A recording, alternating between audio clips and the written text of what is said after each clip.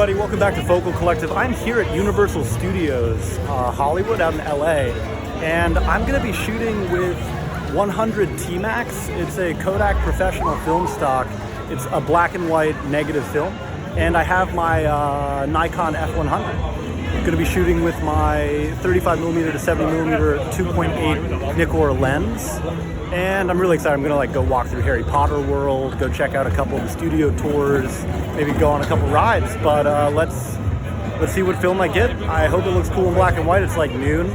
Really not a lot of sky action right now, but we'll see how it comes out.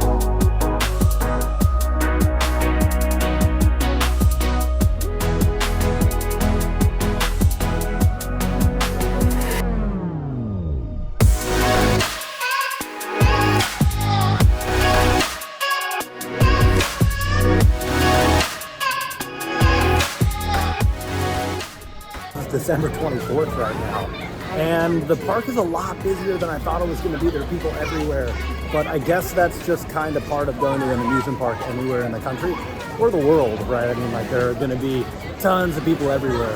I'm here with my mom. We're waiting in line very soon for a studio tour, and we'll see what Universal Studios is all about. It should be pretty cool.